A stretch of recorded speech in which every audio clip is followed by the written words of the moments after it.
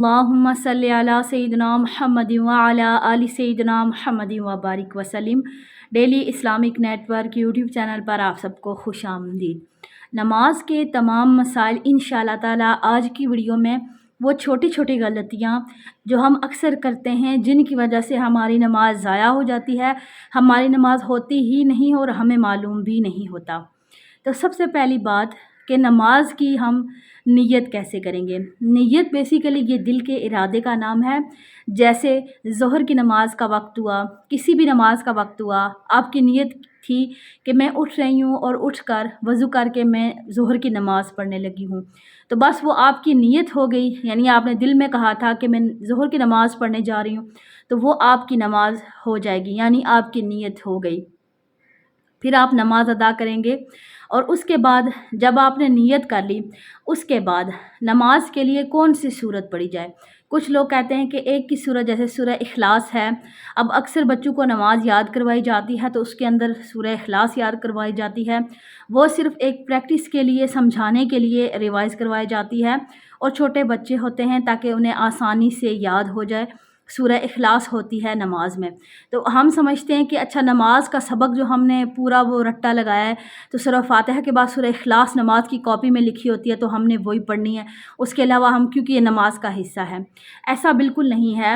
علماء کرام فرماتے ہیں کہ نماز کی ہر رکعت میں ایک ہی سورت کو بار بار پڑھنا یہ ناپسندیدہ ہے، مکروہ تنزیہی ہے۔ اگر کسی انسان کو قرآن پاک کی اور صورتیں یاد ہوں، جیسے کسی انسان کو آخری 20 صورتیں یاد ہیں، 10 صورتیں یاد ہیں، یا 4-5 صورتیں یاد ہیں، مطلب ڈیفرنٹ صورتیں یاد ہیں، تو آپ وہ ڈیفرنٹ صورتیں پڑھیں گے۔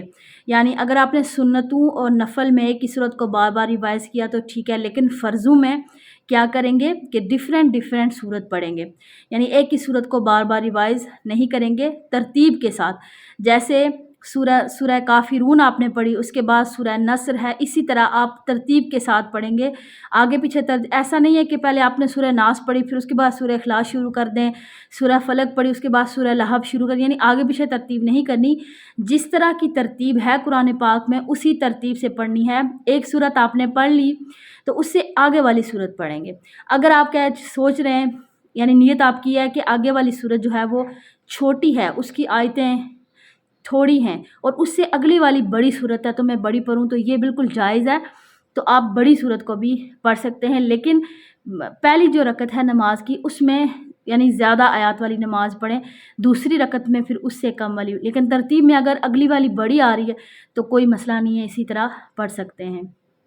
لیکن اب جیسے بزرگ خواتین ہیں یا بالکل چھوٹے بچے ہیں، 6-7 سال کے، 10 سال تک چھوٹے بچے ہیں کہ جن کو زیادہ صورتیں ابھی یاد نہیں ہیں، جنہوں نے ابھی نماز سٹارٹ کی ہے تو انہیں سورہ اخلاص بآسانی یاد ہے، تو اب وہ بچے کیا کریں، یا سورۃ الکوثر یاد ہے تو اب وہ بچے کیا کریں، یا وہ بزرگ حضرات جنہوں نے بعد ایسا ہوتا ہے کہ قرآن پاک بھی نہیں پڑھا ہوتا تو سورہ اخلاص ہی یاد ہوتی ہے، تو ایسے بندے کو اجازت دی ہوئی ہے کہ وہ کیا کریں، ایک ہی صورت پڑھیں۔ تو نماز ایسا نہیں ہے کہ نماز نہیں ہوگی، نماز ہو جائے گی، لیکن جو بندہ جان بوجھ کر مستیاں کرے گا تو وہ اس کو گناہ ملے گا، بہت سخت گناہ ملے گا۔ تو اب آپ نے کیا کرنا ہے، جیسے اب نماز شروع کر دی آپ نے، نماز شروع کرنے کے بعد سورہ ناس کسی بندے نے بس زبان پہ جاری ہو گئی تو سورہ ناس پڑھ لی۔ اب ایسا نہیں کرنا کہ جیسے قل اعوذ برب الناس مالک الناس 2-3 آیتیں پڑھنے کے بعد چھلانگ لگا کے دوسری صورت پہ نہیں جانا۔ اب اگر یہ صورت شروع کر دی ہے بس اسی کو پڑھیں، اسی کو کمپلیٹ کریں۔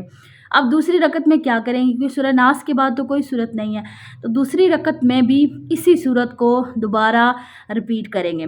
اب آپ نے 4 رکعت والی نماز تھی، اب جو 4 فرض ہیں، 4 فرضوں میں تو پہلی 2 رکعات میں پڑھتے ہیں سورہ، لیکن باقی جو 2 رکعات اس میں صرف سورہ فاتحہ پڑھی جاتی ہے۔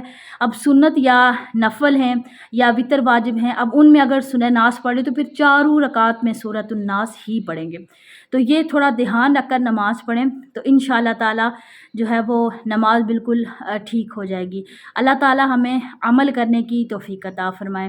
اگر آپ کو ویڈیو اچھی لگے، لائک اور شیئر کرنا مت بھولیے گا۔ السلام علیکم ورحمۃ اللہ وبرکاتہ۔